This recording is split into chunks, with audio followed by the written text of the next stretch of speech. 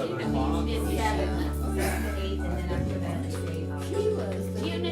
sure. Sound like Shannon. Well, welcome, my companions. Welcome on this summer winter day. It is pure Colorado, what we're experiencing right now. And thank you for coming. Thank you for coming to share with me the thing that I love the most, and the thing that's helped me out the most and worked the most miracles in my life has been the Course in Miracles. So I'm so turned on by it. It's been almost 40 years of teaching it and learning it. And guess what? Just recently I started doing it.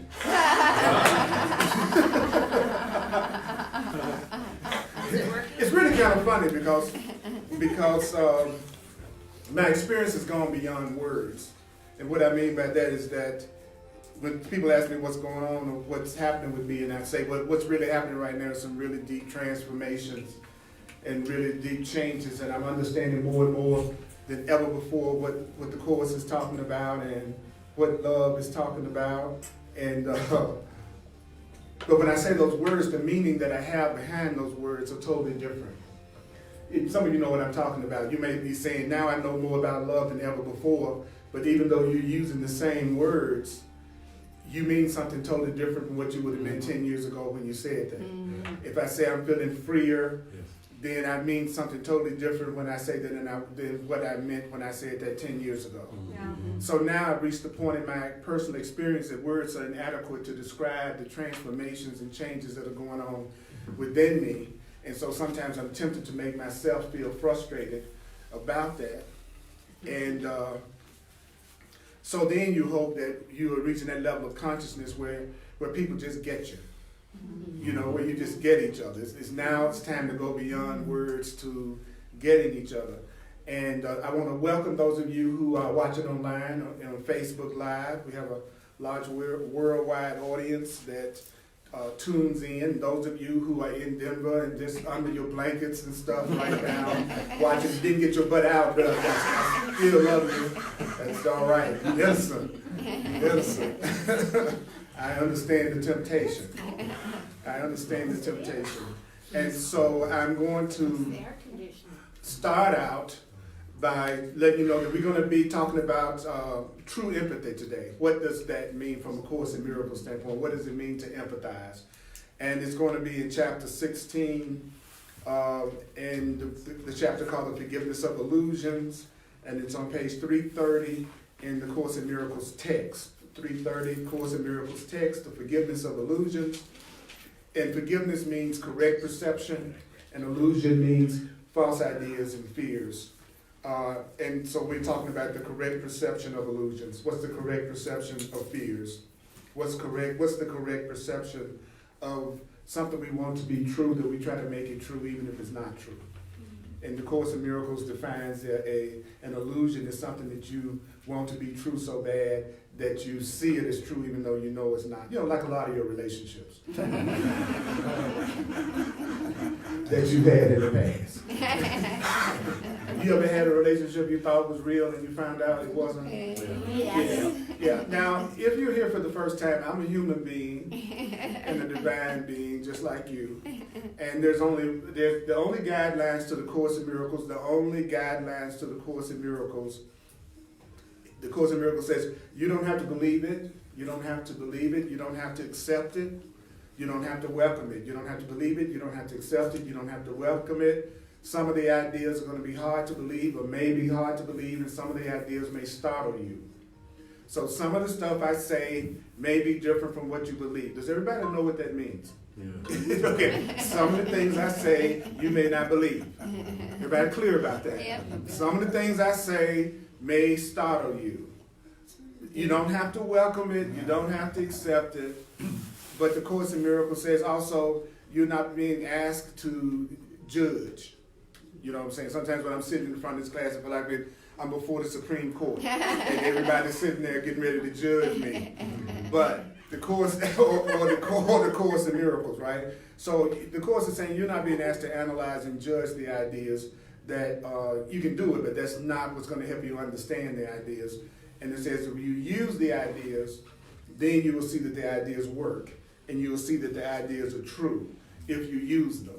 And so if you sit back and judge whether or not the course works without actually trying the ideas, you will not see that the ideas work. So sometimes we try to, in our minds, want to determine whether something works before we use it. And the Course in Miracles says it's just the opposite, that when you use the ideas, you'll see that the ideas work. And also, do you know that the Course in Miracles is primarily only talking about our perception? So it's really talking about how we perceive. It wants to change how we perceive things. And then it defines perception as interpretation. So when you are perceiving, you're interpreting. And so the Course says if you were to give your experience a new interpretation, then that would be the secret to you having peace. So I want to welcome my mighty companions on Facebook Live. I'm Earl Purdy, and welcome to the Course in Miracles, The Forgiveness of Illusions, True Empathy, on page 330. All right. So I'm excited to go through this. So I'm going to go ahead and I'm going to read through it, and then we're going to go through it again so that we can hear what it's saying, and then I'll open it up if you have any questions or comments to make about what I've covered so far. And I like to read with a little juice in it because it's easier for me to stay awake. Okay, so this is the Course. To empathize does not mean to join in suffering. To empathize does not mean to join in suffering. For joining in suffering is what you must refuse to understand. Joining in suffering, that is the ego's interpretation of empathy, and is always used to form a special relationship. What's a special relationship? It's a relationship in which the suffering is shared. That's an interesting definition. The special relationship is a relationship in which you're not sharing by yourself, not suffering by yourself. The capacity to empathize is very useful to the Holy Spirit, which is the loving spirit, provided you let the loving spirit use empathy in his own way. Love's way is very different. Love's way is very different. Love's way is very different. What does that mean? Well, the loving divine spirit does not understand suffering. Say what? I say love actually does not understand suffering, and would have you teach that suffering is not understandable. Wow. When love relates through you, love doesn't relate through your ego to another ego. What? The loving mind doesn't join in pain. The loving mind doesn't join in pain. Love does not join in pain. Love does not join in pain. Understanding that healing pain is not accomplished by delusional attempts to enter into the pain and lighten the pain by sharing the delusion of pain.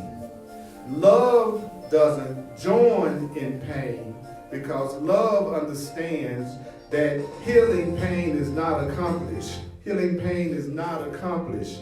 Healing pain is not accomplished by delusional attempts to enter into the pain and lighten the pain by sharing the pain. Wow. Wow. Wow. That is deep. That is deep. Okay, so what is the Course in Miracles telling us? It's telling us that when you say you want to empathize with somebody, you're not saying that I'm getting ready to join your suffering with you. You're upset about something and you're sad about something. I'm not going to join in with your sadness and suffering. with you. My empathy is, oh, you feel bad, I'm going to feel bad too. Empathy is not, oh, I feel bad, you feel bad, so I'm going to feel bad too. It says, because that's what you must refuse to understand.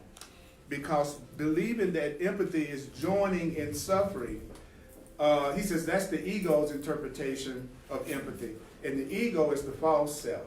The ego is the part of the self that thinks it's separate. So when the Course says that's the fearful mind's interpretation of empathy, the mind that does not know the truth, its interpretation of empathy is what? Joining in the suffering. Because the ego is the part of the mind that's based in fear and separation and doesn't know what the truth is because it's based on what the world teaches. And the Course says the Holy Spirit is your divine, loving, right mind that is in tune with the truth and the source, the creator. And it's that part of you that is rooted in love. So one half of the mind, the Course is saying, is based in fear and separation. And then there's another part of the mind that's based in love and union. Okay, got that? Mm-hmm. All right, and so it says the part of the mind that is loving does not join in suffering as empathy. The part of the mind that is fearful does join in the suffering as its sense of empathy. Then it says, because we use that as a basis to form a special relationship. He says, and that's a relationship in which the suffering is shared. You know, I don't love myself the way that I should, and maybe I don't feel as connected to source as I should, and I'm not appreciating myself like I should, and maybe I feel lonely and I feel a little alone or whatever I'm complaining about. And now I'm going to find somebody that I can be the way I still am with. I still haven't changed myself. I haven't done my spiritual work and all my consciousness work and getting rid of my blocks and fears and separation. I'm unhappy, I'm suffering, broken into by periods in which I go to a movie or something and feel pretty good, right? And then the Course says, so what I'm going to do is form a special relationship in which we go through our stuff together. Anybody can't relate to what I just said? Okay. Next sentence. The capacity to empathize is very useful to the Holy Spirit, which is your loving right mind, provided you let your loving right mind use empathy in its own way. So my desire to empathize is useful to the divine mind if I let the divine mind in me use it the way the divine mind wants to use empathy. The divine mind's way, love's way, is very different. It's what? Different. Okay, so a conscious mind empathizes in a different way from an unconscious mind. And then it says, the loving mind doesn't even understand suffering and would teach you that suffering isn't understandable. You know, it doesn't make any sense that we suffer. See, hear what he's saying? It doesn't make any sense that you suffer. I want you to just be with that before the fearful ego mind tries to rip that to pieces, okay? And come up with all the reasons why, you know, that you should understand suffering. If I understand suffering, I'm gonna do something about it. And the Course in Miracles is saying to us, no, I'm going to teach you that it's not understandable, because if it's not understandable, then you won't appreciate it and you won't draw it to you and you won't justify it. I don't understand that. I don't understand that. I don't understand how my Creator could create a reality that I'm suffering in all the time and everybody else. So I don't even understand why suffering is justified, ultimately. Even though love will use whatever we come up with to teach us through. So suffering can be used to motivate you to change your mind. But don't think you have to suffer to change your mind. Y'all get the difference? Okay. I can do what creates pain for me in relationships, and my higher power, the Holy Spirit in me, can show me how to use what I'm doing in such a way as to wake me up if I'm suffering. But the suffering is coming from my misperception about how I'm handling things. So I don't have to suffer, but if I am suffering, it might make me stop. Right? The stove isn't personally trying to burn me if I put my hand on the hot grill. It's not saying I'm sinful and bad. I just broke the rule of flesh and heat, right? So out of that suffering, I won't put my hand on the hot stove again if I got any sense.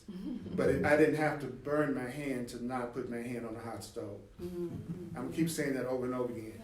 You know, we don't have to suffer to learn the lesson that suffering gives us. But there's some of us who that's the only way we learn. And if you form a relationship with somebody like that, then you're going to have to experience the results of their thinking with them. The Court says that's what you do in a relationship. When you say you want to be in a relationship with someone, you're saying, I'm willing to experience the effects of that person's thinking with them. That they got bad credit, it affects you. I'm just giving a little light analogies, right? I'm just trying to bring it home, right? Okay. Yes, it does. And I'm just going to this sentence by sentence. If you break the Course in Miracles down but to love and fear, it won't be so daunting as you go through it. Let me give you an example. To empathize doesn't mean to join in suffering, for that's what you must refuse to understand. That is fear's interpretation of empathy, and is always used to form a special relationship in which the suffering is shared. The capacity to empathize is very useful to love, provided you let love use the capacity to empathize in love's way. Love's way is very different. Love doesn't understand suffering, and love will teach you that suffering isn't understandable. When love relates through you, love doesn't relate through your fear to another person's fear. So love is not relating through my fear to your fear. Love doesn't join in pain. The more loving you become, the more conscious you become, the less you're going to be willing to suffer. The less you're going to put yourself in relationships or situations or circumstances in which you suffer. That's how you can tell when you're loving yourself more. You have less tolerance for pain, not more tolerance for pain. Some people think enlightenment means I can suffer longer, more peacefully about it, right? And the Course is saying, no, actually when you start to spiritually awaken, you get, you can't stand minor intrusions of discomfort. You become less tolerant of crazy stuff, crazy people, crazy painful situations. Your tolerance is less. So the Course says you don't join in pain, understanding that healing pain is not accomplished by delusional attempts to enter into the pain, enlighten it by sharing the delusion. It says, how is healing accomplished? By not entering into the pain, enlighten it, trying to lighten it by sharing the pain. So if you are unhappy, I'm to not, out of my love, allow myself to start being sad and unhappy.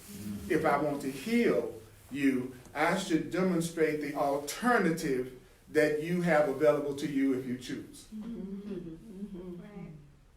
If I join in your sadness with you, now both of us are sad. You got a headache, I get a headache with you, you don't have any less headache. You hear me? Yes.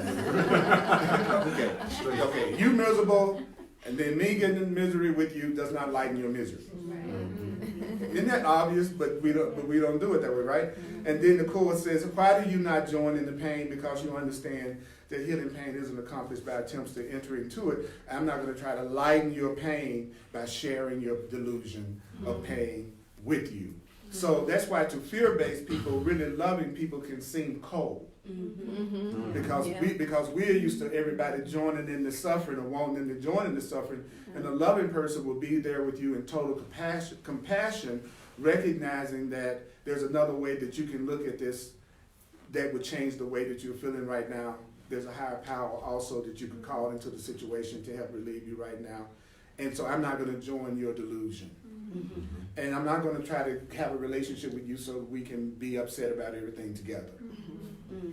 I don't, if I'm miserable, least I can do is just do that by myself. I don't have to necessarily be so cruel. I need to bring you into it too. All right. So before I go to the next paragraph, any questions or comments? It'll take about 5 minutes because I want to go through the material, and then we'll go to the next one. Because some of the things you may ask, I'm going to say be patient, is in the next section. because it's not unusual for people to ask questions that the course answers if we can go further. Okay. I'm seeing that it's not saying if somebody's sharing some pain, don't listen, don't be present, right? Absolutely not saying that. So, but Sharing just not, your pain. but just not to. Taking it on. You're Buy not into to, it, you're not to start accept it. mimicking and joining with that feeling that person is Right. having. That's what it means. It's impossible to not have love extend to you to another person that you're 100% present with. And most people don't know that. If you were to be 100% present with a person and focus within it and not be with them thinking of what you're going to say next, and you're just 100% with them and you're receiving what they're saying, love will come through you to them. And it's not about changing the subject or trying to, interject and turn them on to a new thought necessarily. Well, and not unless they ask. The Course of Miracles says correction of errors of the ego. Yeah. And that it's usually your ego that's trying to fix and correct people, and not really your spiritual self. And I thought that was really interesting. So the truth is, what I need to do is 100% be 100% present. Remember the truth for you, even if I don't say it to you. Create a safe space for you to express what you're feeling without me trying to fix you. And then when you express yourself, the truth is always in you. So behind the illusion is the truth. If I give you a chance to just express what you have to express innocently and freely, you would get to the truth behind it yourself. Yeah. And that's what people don't really understand. Because you've done it a million times yourself. When you've really been able to express your anger and upset and frustration, you end up going, but I really could handle that different from that. I really could. I'm kind of getting some insight that, the truth is in us. Yes. It's in us. And so you're right. Be present, be compassionate, remember the truth for the other person, and then you're joining with them on the truth, and it'll help the truth come through there behind getting a chance to express how they feel. Yeah. Thank you. Yeah. That's Yeah. great. I think this is a really radical teaching, and I don't think the world will encourage it or support it, but I love it and believe it. But this is radical. That's why it might work. It might work because it's the opposite of what we've been taught. And that's to me the truth is the opposite of anything that I'm seeing that doesn't work. And now there's very little in this world that I see truly works as far as us all loving each other and feeling connected to each other and being totally devoted to each other's best interests. So as far as I'm concerned, the world's thought system sucks, and it's not really true. And that we're not insane people who don't have any love and compassion. The Course of Miracles says we've learned completely insane ways of thinking, and then we're acting that insane way of thinking out, and we're overlooking the most obvious evidence that it's insane, which is the pain and suffering that we see going on around us and the fear. So we're really overlooking the obvious. Something is wrong with the way that we're thinking if we're in a world that is so full of conflict and fear, broken into by, and he says it's broken into by Pearson, which it seems like it's not there. Megan, what you want to say? I was just gonna say I really appreciate this idea compared to like other ideas I've gotten in spiritual communities as far as like empaths, where kind of that idea of like, oh well, I'm just such an empath that then I like choose to take on other people's shit. It's like What chapter is like, that? I don't know exactly. That was an observation of myself. That there have been times in the past where I really resonated with that idea or that story. Yes. And that I'm really grateful that that's no longer the case, and that it's because the thing is what I am seeing is the unhealed parts of someone else, and there is a sense that I might be sad about the fact that those parts are unhealed within me. But to validate that healing isn't possible for them by saying that they need to stay in suffering by being with them is to also say that I don't accept healing for myself in that area. And so for me, when I'm experiencing kind of that sense of like empathically suffering with someone, what I have to realize is that there's a part of me that I'm still really wanting to heal, and to go to that space of like, how do I accept and receive as much healing to that area of myself? Because I'm just experiencing you as an extension of me. Exactly. And I don't want to suffer. If I don't want that part of me to continue to suffer, I need to not pretend I'm suffering with you, There you to go. continue suffering with myself. That's right. But then also the special relationships, it's like I partner with people to prove I want to partner with you to prove what's not true about you to you, and you can prove what's not true about me to me. And so another one of those like empaths and narcissists and like some of those buzzwords, and it's like, no, I just use that person to hurt myself. And I let that person use me to hurt themselves. Right, and that's exactly what Spirit was saying, and I covered in the Hardcore Course in Miracles class on Thursday night. And it was talking about we form special relationships to try to reenact the past and change it, and to restore our wounded self-esteem. So I had a horrible, crappy relationship that didn't go right. And now you're going to restore my wounded self-esteem for what I went through in that other relationship. And so I'm going to use you to restore to me that I really am a good person, that I really can be loved. And then I'm going to be looking at you in terms of what I went through in the past, right? And then it said the other thing we do in a relationship is we don't realize there's a part of us that has a lot of grievances toward ourselves for not living up and being what we think we should be, or things we think we've done. And so what we do is form a relationship to punish us because self-punishment seems insane. So it seems crazy for me to stab myself with a knife I'm holding, but it makes a lot more sense to put the knife in your hand. But in both cases, I wanted to die. But in one case, I didn't want to seem like I was doing it to myself. I'm punishing myself, so I'll get me a partner that punishes me. And the relationship is always full of criticism and judgment, or no appreciation, or no real love. And he says it don't seem that way. It certainly doesn't seem that way. But if you don't love yourself, you're going to use your relationships to punish yourself. And so the way out of that is to recognize that, first of all, the person you're with now isn't the person that you were with before, and that nothing about how you feel about yourself is dependent on anybody else's opinion of you or the way they're seeing you. So you should be using the relationship to remind each other that you are whole and complete within yourself, and give each other witness to appreciation. Again, that's not complicated. If you're with someone that's dogging you out, you need to go. Or if you can't talk it out, change it out, set a goal, set a way to get beyond it, then you just want to suffer. You're trying to punish yourself. And if you really believe you don't deserve love, you're not going to be able to leave. You're going to find yourself, for some reason that doesn't even make any sense to you, hanging in there a ridiculously long time. Right? So I'm going to have true empathy for myself and not continually wanting to join in with suffering with me. Right? So the Course says the clearest proof that empathy, as the ego uses it, is destructive is the fact that it's applied only to certain types of problems in certain people. So I only empathize with certain people and not with others.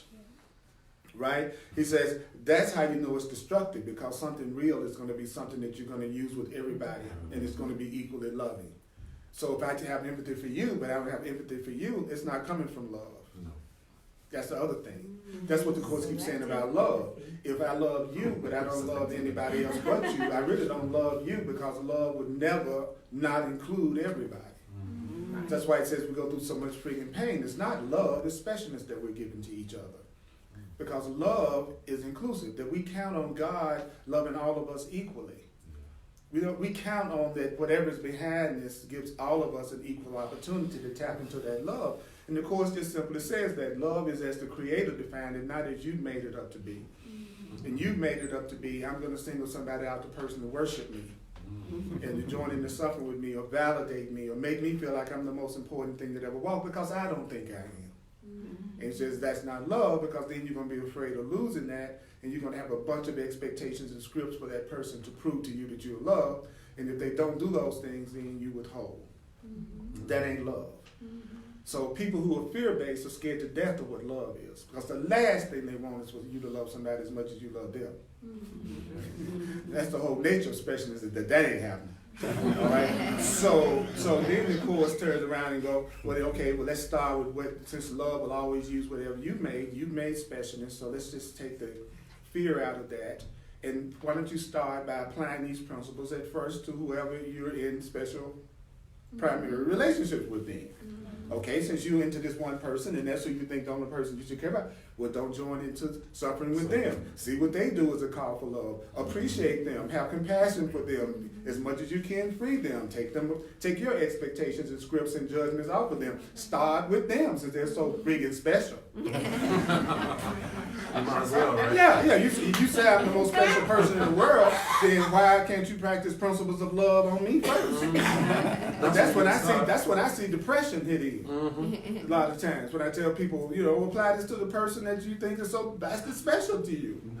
Be compassionate with them, right? And then it says, these the ego selects out and joins with. Joins with who? The certain types of problems in people that it feels like it can be sympathetic or empathetic with. And it says, the ego, the fear-based mind, never joins except to strengthen itself. So I'm only going to join with people when I'm in my ego just to strengthen me and make me more important and more powerful. So I'm joining with you so you can make me feel important. You can make me feel special. Is anybody familiar? Okay. Then the next thing it says is, having identified with what the fearful mind thinks and understands, the fearful mind sees itself and would increase itself by sharing what is like itself. So I'm going to share with you what I think I'm like. If I think I'm fearful, I'm going to share my fear. If I'm angry, I'm going to share my anger. If I feel like I'm separate, I'm going to share separation. Whatever I think about myself is what I'm going to give to you.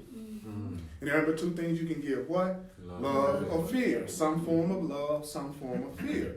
And then the Course in Miracles says, actually, don't make any mistake about it. This maneuver, the fear-based mind, the guilty mind, always empathizes to weaken and not to, it empathizes, the fear-based mind always empathizes to weaken, and to weaken is always to attack.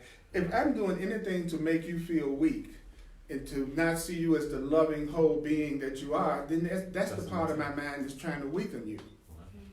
If I'm criticizing, judging you, and condemning you, I'm trying to weaken you. If I see you as separate from God, separate from love, and separate from me, that part of my mind is trying to weaken you. He says, you don't understand what empathizing means. You don't understand what empathizing means. You don't understand what empathizing means. He says, yet of this you may be sure. This is what you do. If you will merely sit quietly by, see John? If you will merely sit quietly by and let love relate through you, you will empathize with strength. So I'm sitting quiet, I'm hearing you, you're complaining, you're upset, you're sad, I'm compassionate, I'm remembering that you're this unlimited child of God having a human experience. And I am feeling love for you, which means I'm feeling joined with you, I'm feeling united with you. And so therefore, I am empathizing with strength. I'm not seeing you the way you see yourself. And so I gain in strength, and you gain in strength, and not in weakness, because I'm not seeing you as anything but a loving being that may be temporarily misperceiving. That's the opposite. Love and fear. Keep it simple. Kiss. Keep it simple, sweetheart. See, the ego loves to make the Course in Miracles complicated. And that wasn't a complicated paragraph. If I'm in a fear-based mind that doesn't know the truth, I don't empathize with everybody. I pick and choose who I'm going to empathize with. And if I'm a weak, fearful, insecure person, I'm going to try to bring other people down just like to where I am. And if I'm a loving person, I'm going to listen to everything that you're saying in total compassion and never forget the unlimited, powerful, loving being that you truly are beyond what you're telling yourself right now. Now I empathize with you with strength, and now I'm seeing you as the strong, unlimited person that you are, and therefore that reinforces that in me. So if you're going to form relationships, I would suggest you form relationships with people you like. Just a little tip. It's a lot easier to be loving to somebody you're not upset about, angry about, don't like. So I say stack the odds in your favor. And then you'll be amazed at how compassionate you'll be toward the people who are more of a challenge if you've surrounded yourself with people who are loving. That's good. Yeah. I went out to listen to some music the other night, and the Course in Miracles talks about as you begin to extend the peace to the circle around you, then it will begin to extend out into the whole world, and the world will start to reflect that love back to you. And one of the strangest things that's been happening to me lately has been total strangers hugging me.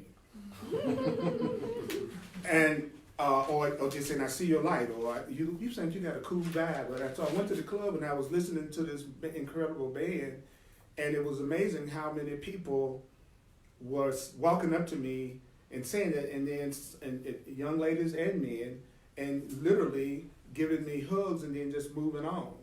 And then people say stuff like that. When I'm loving to some people, the thing that they say to me that's so unconscious is, you just trying to build my ego up.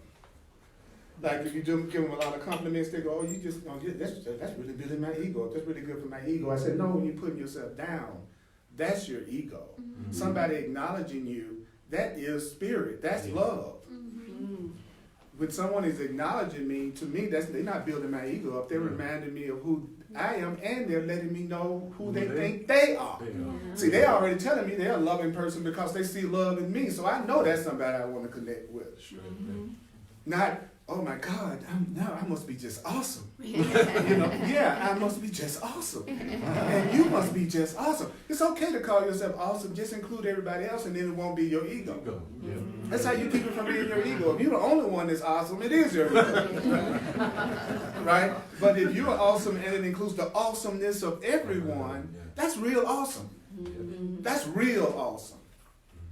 And we forget how awesome we are. So what would be the purpose of a relationship other than reminding us of that? Keep it simple, sweetheart. Why am I with you? So we can remind each other of what we really are as children of love and children of God. And anytime we're saying anything other than this, what have we done? We've forgotten who we really are. And if I'm around somebody and everybody I know is criticizing me and judging me, it's a reflection of the self-condemnation and criticism I have toward myself being reflected back at me. And that's why I'm attached to them, because they're reminding me of what I believe about myself, even if I'm not conscious of it. So if you're a real nice person surrounded by people who are a-holes, and you think they're horrible, then you have a lot of subconscious anger and guilt and separation and lack of love for yourself that you're totally in denial about. Yeah. Because if you truly were so pure and loving on the inside, that's what you would be seeing all around you. All the time. See, so you can't get away from the three-dimensional mirror. Right? And if this is a three-dimensional mirror, then I'm looking at my face when I look at all of your faces, because that's what happens when you look in the mirror. You can't see your face until you look in the mirror. And everything in the metaphysical spiritual truth is always saying to us, what you see out here is a reflection of you. So the truth is, this is who I am. All right. That's right. Which means I'm so cute. Awesome. I'm ridiculously cute. That's one thing I know about me right now. I don't have no doubt about that. You see what I'm saying? And you black. You didn't know that either, did you?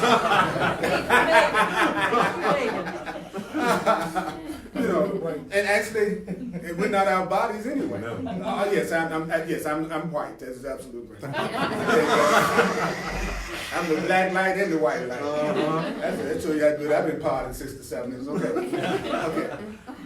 So I know my purpose for being in you all's lives is to help you remember the truth about yourself that you've forgotten, by reminding you of how much you deserve love when you hate yourself or mad at everybody else about something. That's true empathy. So, any comments before I go to the next paragraph? Yeah, Terry. I think it was 167 was the lesson I read the other day, and it was this, it correlates with this exactly, about how love, God's spirit, just doesn't resonate with suffering. It's not a concept in the truth. Right. And people think, well, that's cold. I want God to be aware of my suffering. No, what you want is the healing that God in love provides. Maybe 167, 68. And that statement is very emphatic, where it says God does not understand suffering.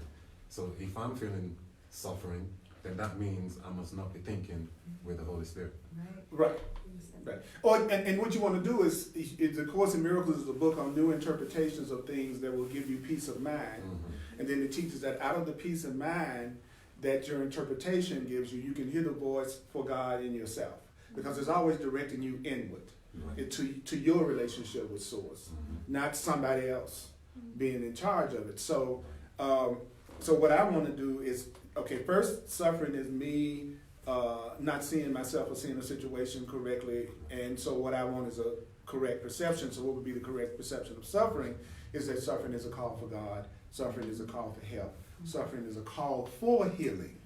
That's what suffering is. I'm calling for help. All right, I'm calling for help. So instead of saying I'm suffering, I'll say something like I'm calling for help through a toothache. Or I'm calling for help through a stomach ache. See, so I always say, okay, I'm feeling separate from God right now, and it's taking the form of me feeling depressed about this. So that's the way I talk to myself. I tell myself the truth about it, and then I share with myself the form that's taking. I feel separate from God is taking the form of me thinking I can't pay my bills, if that's the person's situation, you know. Or I feel separate from God and it's taking the form of me thinking I'm lonely and I don't have love in my life. See, tell the truth about it. It's always a sense of separation from source. That's the ultimate cause of all unhappiness and all pain. You know, because if I knew I was connected to the infinite and the greatest power that is, I would certainly not be wearied. So what is the word of lack of faith? It's the word I. Whatever you say behind I is your ego. Because I, as a little I, as a separate being, anything I say to you from the idea that I'm separate from you is an idea that's coming from something that's not true. And when I hear people say, I've got to figure this out, and I've got to figure out how I'm going to handle this, and I go, well, that's your first problem right there. You totally left the creator out of the picture. So if you think you got to do it by yourself, the universe always says yes.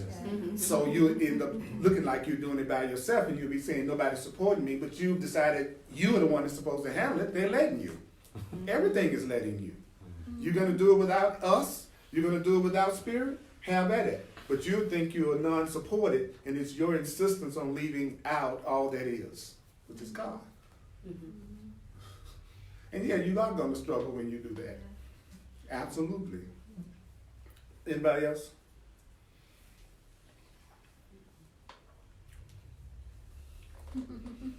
All right.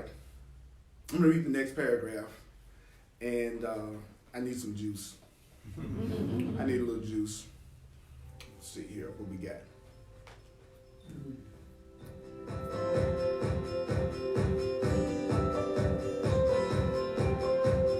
Your part is only to remember you do not want anything you value to come of a relationship. What?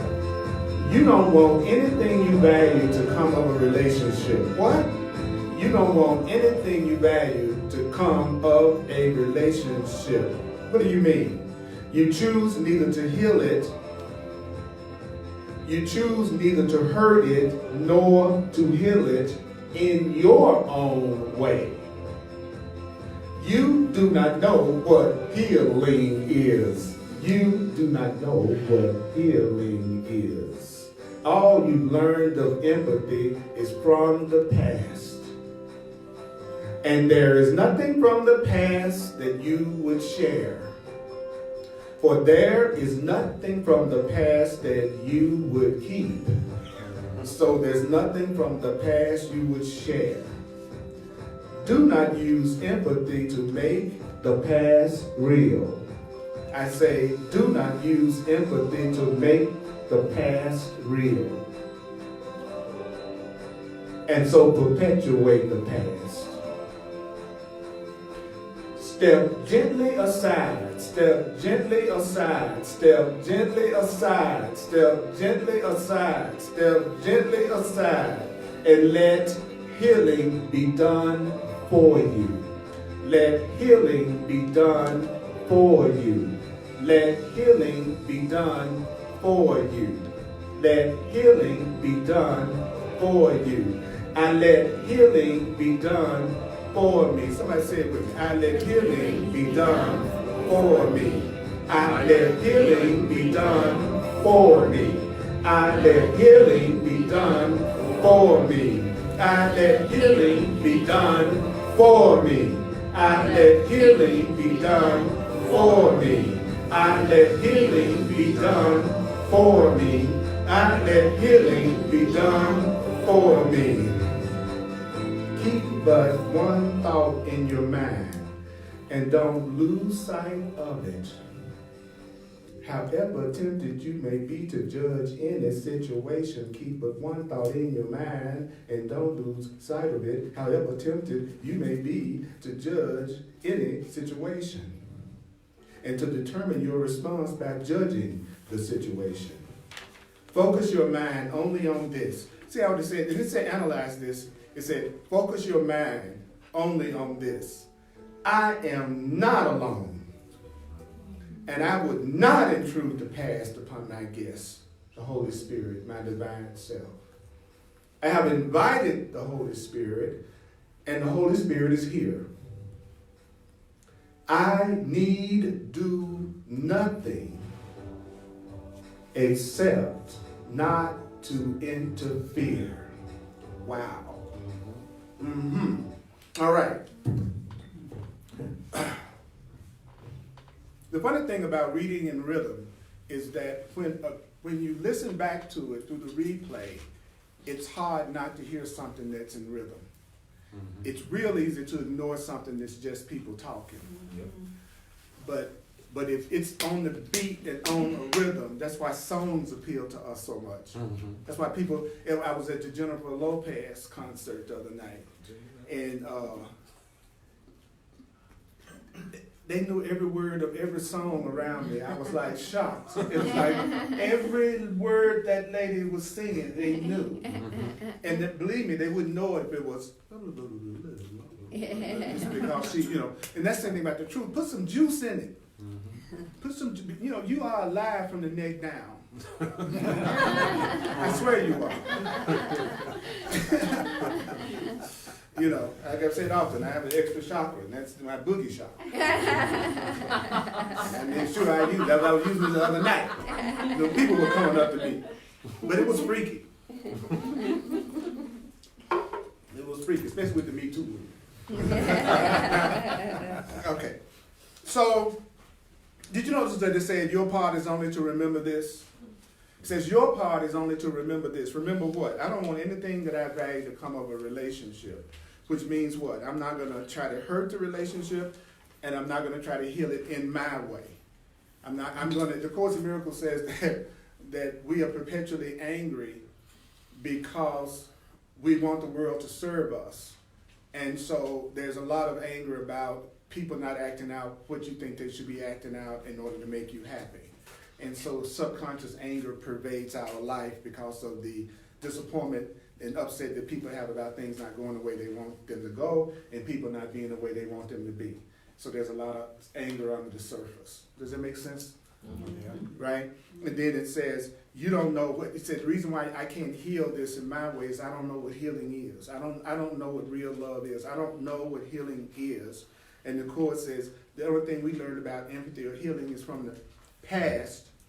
And when you wake up, there's nothing from the past that you learned through your fear and your ego that you really want to share. I don't want to share my past learnings that were based on fear and separation. And then the Course in Miracles, because that's always what it's talking about. When you get ready to analyze it, just always remember it's talking about fear or it's talking about love. So if it says there's nothing you want to share from the past, it's obviously talking about there's nothing you want to share from fear. Mm-hmm. That's what it means when it talks about it. People say, well, what about the really cool stuff? Well, but right now, if it's talking about something that you don't want to share, then it's obviously talking about the real cool stuff. Right. It would say you want to share it. So it's not talking about something from the past that's loving. Because it says there's no such thing as anything that's loving being in the past. That any love you've ever had, that love is still present with you now. Yeah. So there's no such thing as a past love. If I love you in the past, I still love you now. That's true. Even if I don't see you. Yeah. Right? So there's no such thing as my past love. That's the same as saying that's my gone love. That's my ex love. Yes. That's my previous suffering partner. That's why I exed them. That's why they exed. I noticed they were happier when they left me.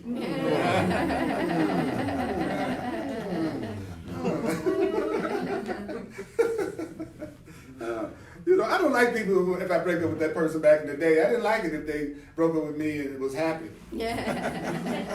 Happy with the next person, didn't even really think about me anymore. You know what I'm saying?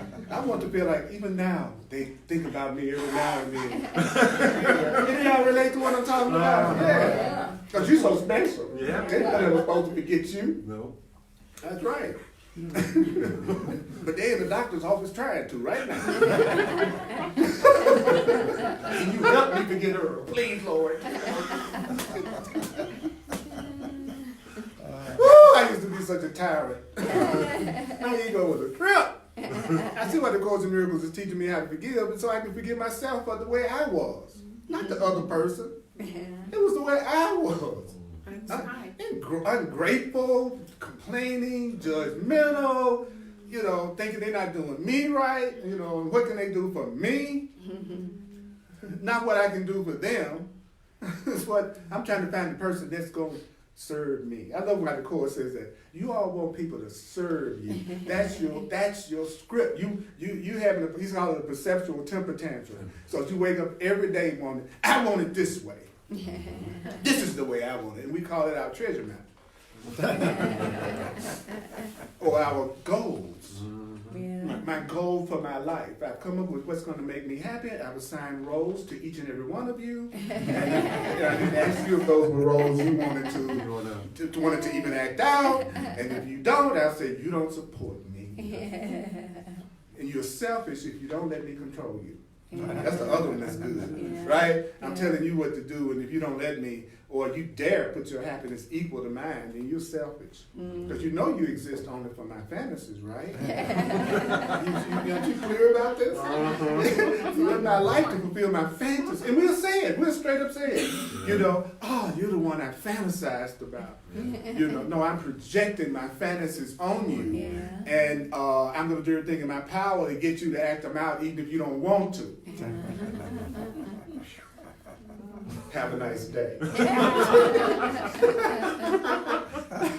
I just sashay up to somebody, hey, I noticed you from across the room and I think you're the one I'd like to serve me. Let's see how far that gets you. I'm going to tell you the truth. I got a fantasy. I want you to act out. And I don't know how to love, by the way. Don't you want me? I'm cute. And that all that matters? You know, I'm cute though. I'm crazy as hell, but I'm cute. Have you actually ever done that to somebody? Done what? Talk to somebody like that. Yeah. Subconsciously. Even consciously. It's not unusual to talk to somebody and say, you look like the person of my fantasies. That I think could really just make me so happy to be with you. Of course, we've all said that we'd be honest with ourselves. And if we were really getting out of denial, we would admit that we're the center of our focus. And if we think of other people primarily in terms of how they're going to affect our experience and do what we want them. I mean, if you really want to be real. And select. Yeah, and that's why we choose one person over another person. If I only wanted the truth from all of you would be equally valuable to me. But if I want specialness, I'm going to pick and choose who I want to get that from. See, love includes everybody, but specialness picks and chooses. Doesn't it? Yes, it Does it? You know, I'm looking for who I think is going to meet my need as I perceive it to be, and I'm going to choose them based on my past conditioning and experiences, which pretty much guarantees I'm going to give myself the same experience again through them that I gave myself through everybody else. Because even if they are different, I won't see it because I'm focused on the characteristics of that person that remind me of the past. That's why I singled you out. Because you reminded me of whatever it is I think I need in a relationship. Wow. See, that's just too straight up. You know, that's just too real. Raj, I guess what I was trying to say is, have you ever voiced those thoughts to somebody as they've come up to see what their reaction is? No, I haven't. No, I haven't. I just listen. I just listen, you know, and you know, so that I can. I try to be interested and instead of trying to be interesting. And if I'm interested, they're going to reveal themselves. Yeah. They're going to tell you everything. If you're a good listener, in 5 minutes, you'll know everything you need to know about a person. Yeah. Oh, yeah. Yeah. And they'll think of you as the best conversationalist they've ever been around. Why? Because it's rare people are in the presence of someone that's actually listening to them. Yeah. So that in itself impresses them. The mere fact that you're just sitting there. And then those who are like you, that you always recognize each other. And that's what happened with everybody that made contact with me, that fist bumped me or hugged me. They were saying they recognized who I really was. And most of these people were, most of them were in their 20s. And because that was where I was at.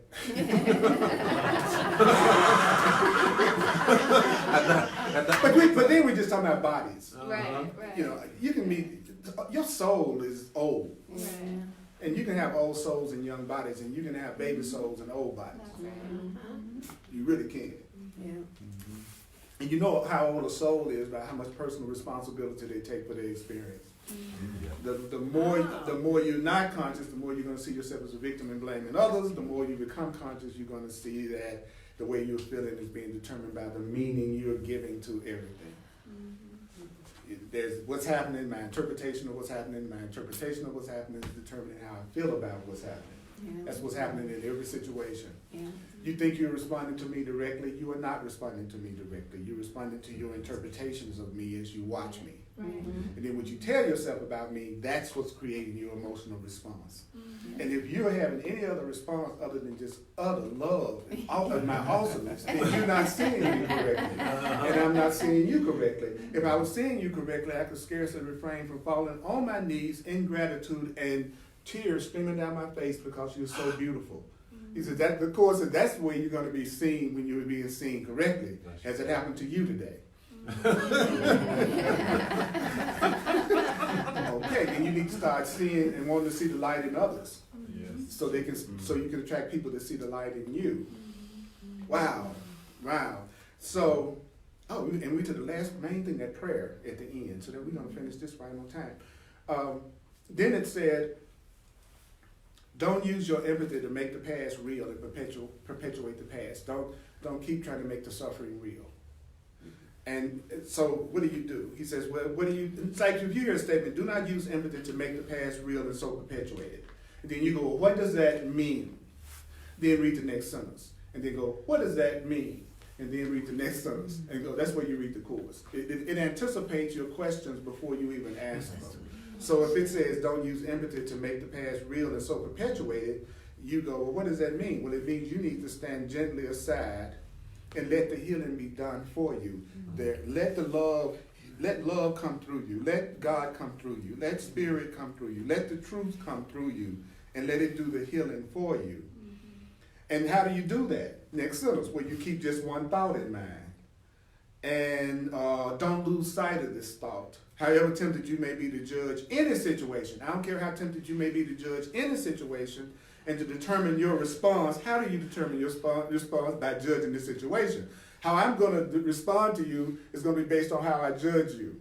If I judge you as being fearful, angry, not so cool, then I'm going to respond to you that way. If I see you as calling for love and calling for help and a beautiful spiritual being, I'm going to respond to you that way. So all of my responses are based on my judgment, right?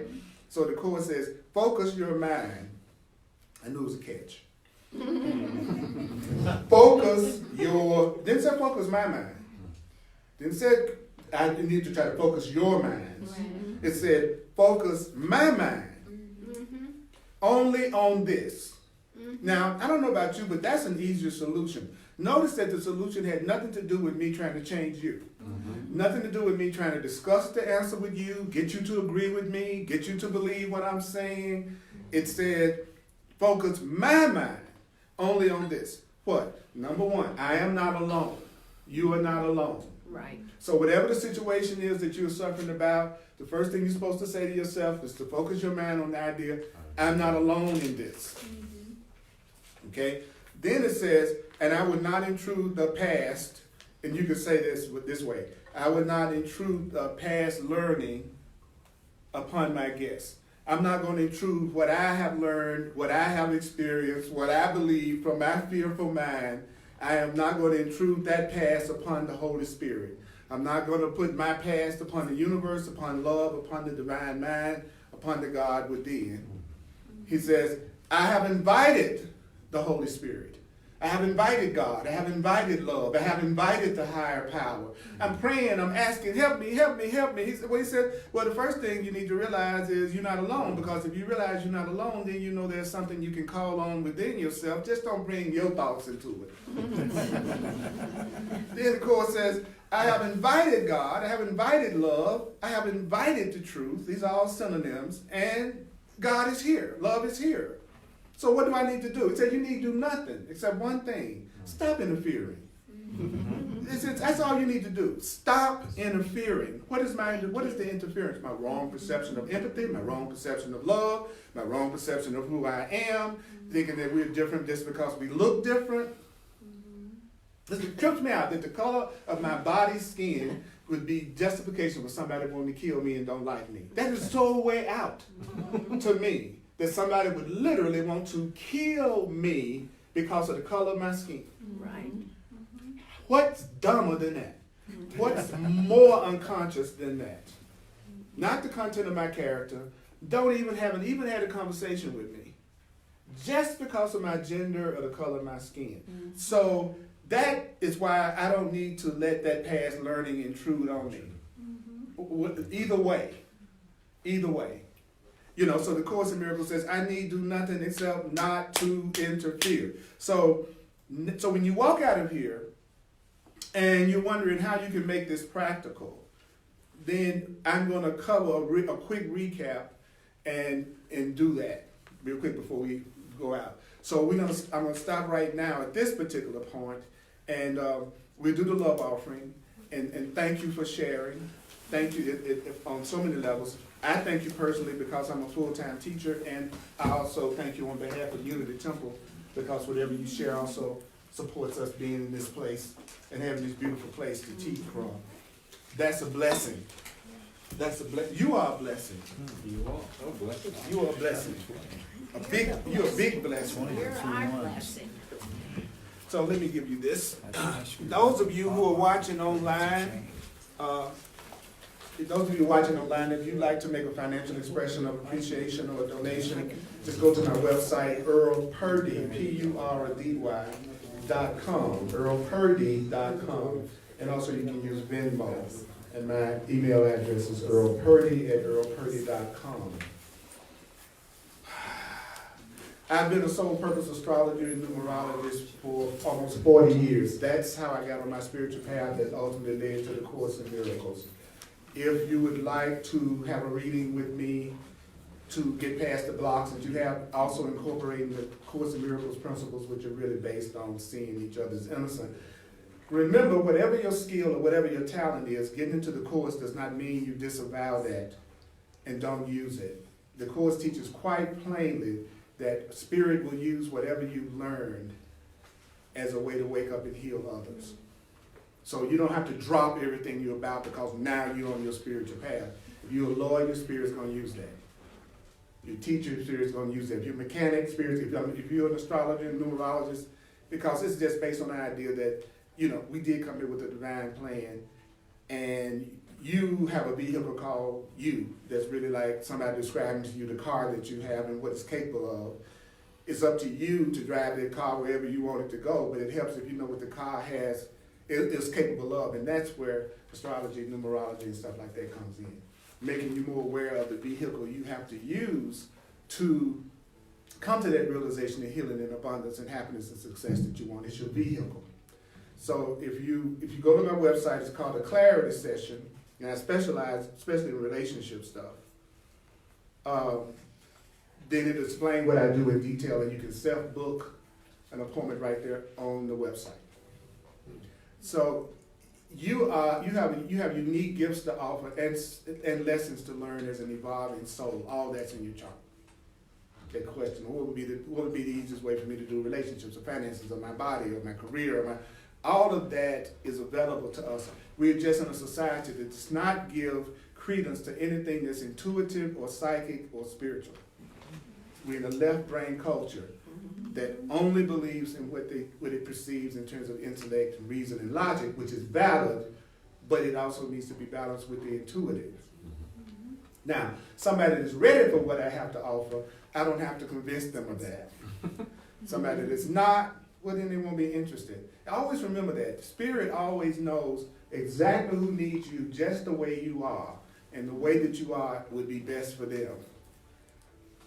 So a person that's being sent to you by Spirit is not going to be a person that's trying to get you to fundamentally change who you are, because who you are is seen as a blessing to them. That's how you know. If anything, they'll be saying what I tell the people I love. I want to support you in being more you. Because I learned through the course that whatever my need is, Spirit meets it. If I'm willing to let go of who I think is supposed to meet it. And that's why I used to jam myself up. I would decide who was supposed to love me and please me, instead of asking for love and seeing who Spirit sent to me that was ready to do it now. Because the one I planned, then I'd have to try to make it happen. The one sent to me by Spirit, it comes to me as a total yes to who I am.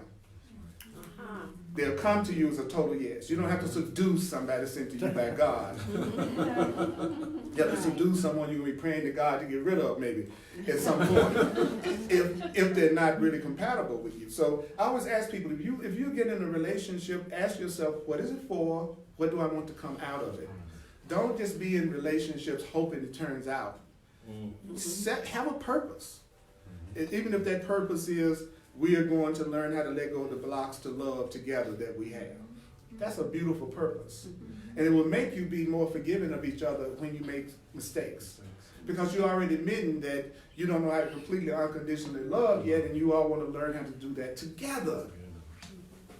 But if you're with somebody and you say, I want to have a relationship that's evolutionary, that's really helping us both grow, and they look at you like you're crazy, then you need to check that out. You need to pay attention to that. Because you don't know how cool it is to have relationships with people who want this as much as you do. Right. You want to take responsibility and be more loving and kind, and that's what they're trying to do. Instead of you want to be that way and you like dragging the other person along, who's judging you and criticizing your team, you weird. You mean I'm weird because I say I want to love you and I want our relationship to have some kind of purpose and to grow, and I'm weird? Wow. It's like, I'm the one that's weird because I want to be more loving. You should be grateful you're with somebody who wants to be more loving instead of calling me weird. Wow. And we can be more loving at the movie, we can be more loving traveling, and we can be more loving, partying, we can be more loving. That's form. So you could have that loving energy in all the things that we do in the world, but so you're not sacrificing the pleasures of the world. You're just in a good mood in all those pleasures.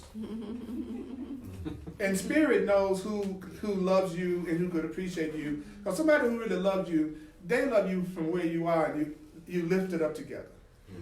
They're not saying, well, after you change, I'm going to really love you. It's like Spirit isn't saying, Earl, when you really complete the workbook, I'll help you. That's not what it's saying. It's meeting me where I am. And so I want to meet my friends and the people in my life where they are.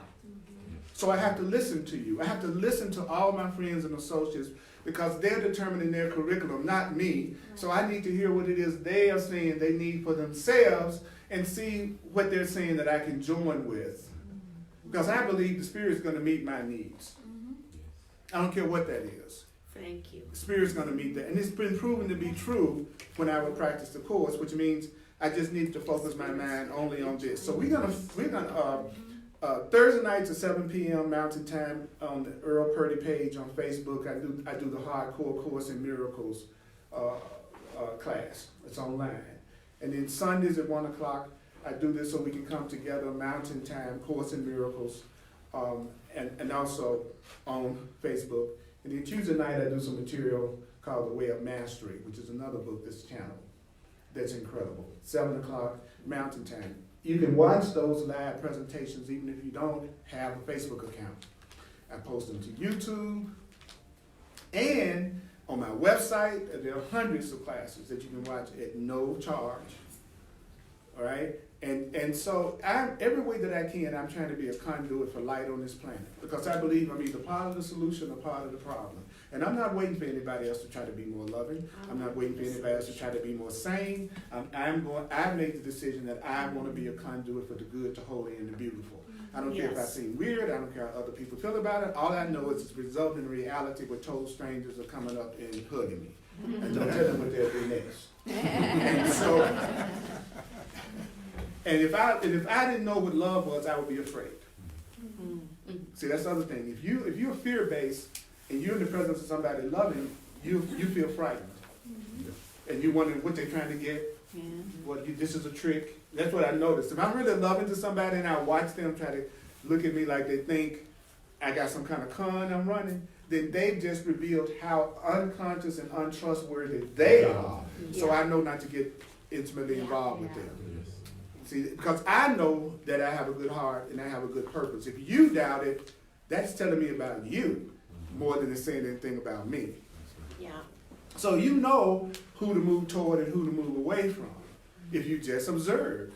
If you're constantly trying to get somebody to love you and get somebody to be affectionate and support you, what could be more obvious than that's the wrong person? Yeah. But sometimes we're attracted to those people. Why? Because they're reflecting back to us what we subconsciously believe about ourselves. Yeah. And that's why you can't get away from it. Yeah. Because unconsciously you think you deserve what they're giving you. Right. And I'm saying you deserve love. Right? So I'm going to finish this today with this prayer. So we're going to do this prayer a few times. And it's on page 331 in chapter 16, Forgiveness of Illusions.